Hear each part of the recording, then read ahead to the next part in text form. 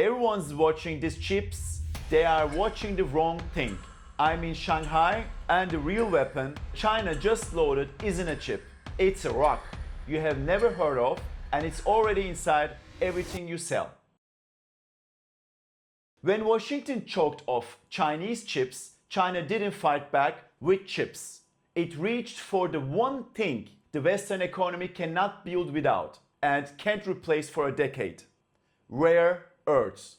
17 metals with names you will never remember, but remember three numbers: 70% of the world's mining, 90% of the processing, 93% of the magnets. All China. Mining other countries can do, processing, turning rock into material, that's the chokehold, and China spent 30 years building it on purpose.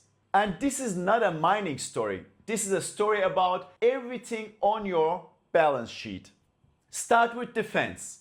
One F-35 fighter jet needs 400 kilograms of rare earths.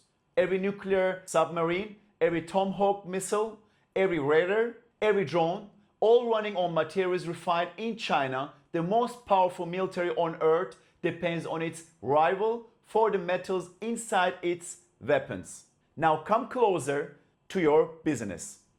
The magnet in every EV motor, the vibration in your phone, the lens in your camera, the turbine in every wind farm. If your product has a motor, a screen, or a sensor, it has a Chinese dependency you didn't choose.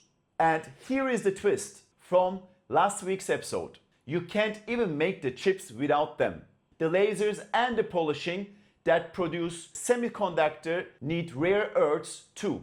So Chinese answer to the chip war wasn't just we will build our own, it was we control what you build yours with. Now here is the date for every CEO's calendar. Last April, China built licensing system. Every shipment now needs Beijing's approval. A trust paused the harshest controls. The trust expires November 10th. At the last summit, China promised to code, address American concerns. No date, no verification, nobody defined what address means. If that trust lapses, $6.5 trillion of activity outside China is exposed. That's not a headline. That's your supply chain with an expiration date. I make one of these every week from inside Shanghai. If this is useful to you, please subscribe. It genuinely helps me keep doing this.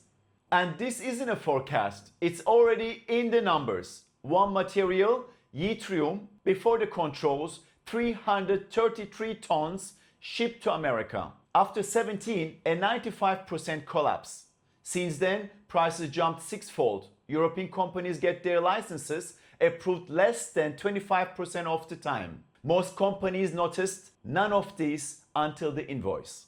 If this is opening your eyes, tap the like. It helps this reach the people who need it. American can mine rare earths. It cannot process them, not at scale, not for years. One processing plant takes a decade to build. Australia just forced Chinese investors out of his own mines. That's how serious this is getting. China didn't just win these rounds, it made sure nobody could catch up in time. So here is your exposure. If you build anything physical, cars, electronics, machinery, medical device, defense, you have single point of failure you can't even name, sitting in processing plant you never visited. If you are still with me, you are exactly who I make this for. One small ask, subscribe so next week's warning reaches you in time. Now here is your move. This week, not next quarter. 1. Ask your team which products contain a rare earth or a magnet. 2. Ask where it's processed, not assembled, processed. 3. If the answer is China and we are not sure, start a second source now. You have months, not years. This is where operators separate from spectators. The executive who maps this in June wins the contracts. The unprepared ones drop in November. The intelligence was always available. The edge goes to whoever acts on it first. Next week, the first industry that gets hit, and it's sitting in your driveway. So see you Thursday from Shanghai.